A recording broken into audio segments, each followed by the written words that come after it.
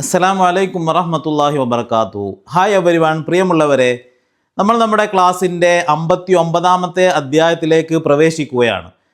ഇന്ന് നമ്മൾ പഠിക്കാൻ പോകുന്നത് നീ എന്നെ ചതിക്കുകയായിരുന്നോ, ഞാൻ നിന്നെ വിളിക്കുകയായിരുന്നോ, ഞാൻ വിളിക്കുകയായിരുന്നോ, അവൾ ഉറങ്ങുകയായിരുന്നോ, ഇത്തരം കാര്യങ്ങളൊക്കെ എങ്ങനെ ഇംഗ്ലീഷിൽ പറയാമെന്നുള്ളതാണ്. ആദ്യം അതിൻ്റെ വാക്യഘടന ഒന്ന് നോക്കാം. First, was or where. Was or where എന്നുള്ള ഓക്സിലറി ഏതെങ്കിലും ഒന്നാണ് ഉപയോഗിക്കേണ്ടത്. അതിലെ വാസ് ഉപയോഗിക്കേണ്ടത് ഏകവചനങ്ങൾക്കൊപ്പമാണ്. ഐ എന്നതിൻ്റെ കൂടെ വാസ് എന്ന് തന്നെയാണ്. യു എന്നത് മാത്രം ഇതിൽ ഉൾപ്പെടുന്നില്ല. യു എന്നതിൻ്റെ കൂടെ വേർ ആണ് ഉപയോഗിക്കേണ്ടത്. മറ്റു എല്ലാ ഏകവചനങ്ങളുടെ കൂടെയും വാസ് എന്നാണ് ഉപയോഗിക്കേണ്ടത്. അതിന് ശേഷം നമുക്ക് സബ്ജക്റ്റ് ഏതോ അത് കൊടുക്കാം. ഇനി വേർ ആണെങ്കിൽ ബഹുവചനങ്ങൾക്ക് മുമ്പായിട്ട് ഇത് ചോദ്യം ഉന്നയിക്കുമ്പോൾ വേർ ഉപയോഗിക്കാം. അതിനുശേഷം സബ്ജക്റ്റ്. അപ്പോൾ was or where first, then subject, then verb plus ING. ഇതാണ് നമ്മുടെ വാക്യഘടന എന്ന് പറയുന്നത്. ഉദാഹരണം, വാസ് ഹി സ്ലീപ്പിംഗ്, അവൻ ഉറങ്ങുകയായിരുന്നോ. ദെൻ വാസ് ഹി സ്ലീപ്പിംഗ്, അപ്പോൾ അവൻ ഉറങ്ങുകയായിരുന്നോ. അപ്പോൾ അവൾ ഡ്രൈവ് ചെയ്യുകയായിരുന്നോ. Then was she driving. അപ്പോൾ was first, she, he, Mustafa, brother, sister, ഇങ്ങനെയുള്ള ഏത് ഏകവചനമാണെങ്കിലും അതിൻ്റെ ഇത്തരത്തിലുള്ള ചോദ്യങ്ങൾ ചോദിക്കുന്നതിന് വേണ്ടി വാസ് വെച്ച് സ്റ്റാർട്ട് ചെയ്യാം. Was Mustafa sitting there, Mustafa അവിടെ ഇരിക്കുകയായിരുന്നോ. Was brother coming from Dubai, സഹോദരൻ ദുബായിൽ നിന്ന് വരികയായിരുന്നോ. ഇതാണ് നമ്മുടെ ഇന്നത്തെ പാഠത്തിൽ നമ്മൾ പഠിക്കുന്നത്. ഫസ്റ്റ് വാസ്, അതുപോലെ മധ്യത്തിൽ അല്ലെങ്കിൽ രണ്ടാമതായിട്ട് സബ്ജക്റ്റ് ഏതോ അത് ചേർക്കുന്നു. ഇവിടെ വാസ് ചേർത്തത് കൊണ്ട് നമ്മൾ ഏകവചനമാണ് വെക്കേണ്ടത്. ഐ എന്നതും ഇതിൽ തന്നെയാണ് ഉൾപ്പെടുന്നത്. ഞാൻ വിളിക്കുകയായിരുന്നോ, വാസ് ഐ കോളിംഗ്. ഞാൻ ഉറങ്ങുകയായിരുന്നോ, was I sleeping. Was I studying, ഞാൻ പഠിക്കുകയായിരുന്നോ. ഇങ്ങനെ അതിനുശേഷം നമുക്ക് ആവശ്യമുള്ള വാക്കുകളൊക്കെ ചേർത്ത് ഈ സെൻറ്റൻസുകളെ വലുതാക്കാൻ നമുക്ക് സാധിക്കുന്നതാണ്. ഇനി ബഹുവചനമാണെങ്കിൽ വേർ ദേ പ്ലേയിങ് ക്രിക്കറ്റ്, അവർ ക്രിക്കറ്റ് കളിക്കുകയായിരുന്നോ. വേർ ദേ സ്റ്റാൻഡിങ് ദർ, അവർ അവിടെ നിൽക്കുകയായിരുന്നോ.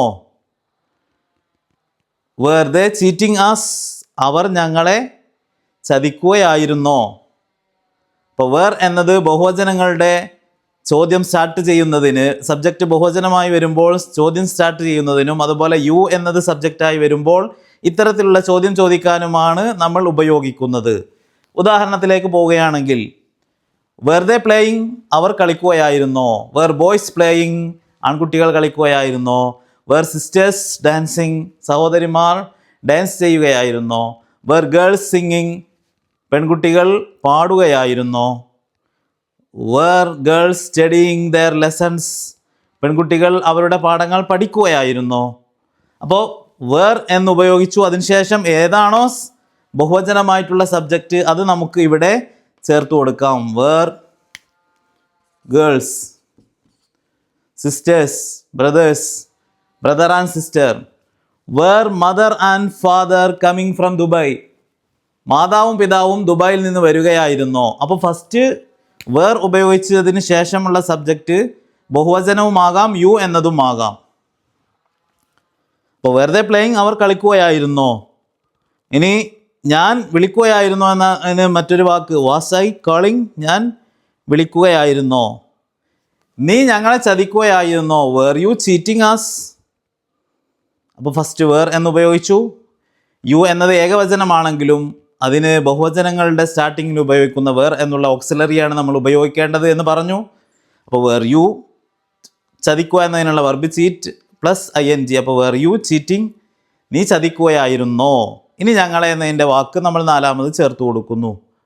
വേർ യു ചീറ്റിംഗ് ആസ്, നീ ഞങ്ങളെ ചതിക്കുകയായിരുന്നോ. വേർ യു ചീറ്റിംഗ് മീ, നീ എന്നെ ചതിക്കുകയായിരുന്നോ. വേർ യു ചീറ്റിംഗ് ഹർ, നീ അവളെ ചതിക്കുകയായിരുന്നോ. വേർ യു ചീറ്റിംഗ് ദം, നീ അവരെ ചതിക്കുകയായിരുന്നോ. Were you cheating your parents, നീ നിൻ്റെ മാതാപിതാക്കളെ, രക്ഷിതാക്കളെ ചതിക്കുകയായിരുന്നോ. Were you cheating your parents. Were you cheating your wife, നീ നിൻ്റെ ഭാര്യയെ ചതിക്കുകയായിരുന്നോ. Were you cheating your husband? നീ നിൻ്റെ ഭർത്താവിനെ ചതിക്കുകയായിരുന്നോ? അപ്പോൾ ഇത്തരം ചോദ്യങ്ങളൊക്കെ ചോദിക്കുന്നതിന് വേണ്ടിയിട്ട് നമ്മൾ ഉപയോഗിക്കേണ്ട വാക്യഘടന ഇതാണ്. ഇത്തരത്തിൽ വാസ് അല്ലെങ്കിൽ വേർ എന്നുള്ളത് വെച്ചാണ് അതിനെ സ്റ്റാർട്ട് ചെയ്യേണ്ടത്. അതിനുശേഷം ഓരോന്നിനും അനുസൃതമായ സബ്ജക്റ്റ് നമ്മൾ ചേർത്ത് കൊടുക്കേണ്ടതിൻ്റെ കാര്യങ്ങൾ വിശദമായി പറഞ്ഞു. ദെൻ വെർബ് പ്ലസ് ING ചേർത്ത് കൊടുക്കുക. പിന്നീട് നമുക്ക് ആവശ്യാനുസരണമുള്ള മറ്റു ഏത് വാക്ക് ചേർത്തുകൊണ്ടും നമുക്ക് ഈ സെൻറ്റൻസിനെ വലുതാക്കാൻ സാധിക്കുന്നതാണ്. ഇത്തരത്തിലുള്ള ഈ സെൻറ്റൻസ് നിങ്ങൾ നല്ലവണ്ണം പരിശീലിക്കുകയും നല്ലവണ്ണം പ്രാക്ടീസ് ചെയ്യുകയും ചെയ്യുക. ഇതാണ് നമുക്ക് ഇന്നത്തെ ഈ പാഠത്തിൽ പറയുവാനുള്ളത്. ഇതോടെ ഇന്നത്തെ ഈ പാഠം ഇവിടെ അവസാനിപ്പിക്കുകയാണ്.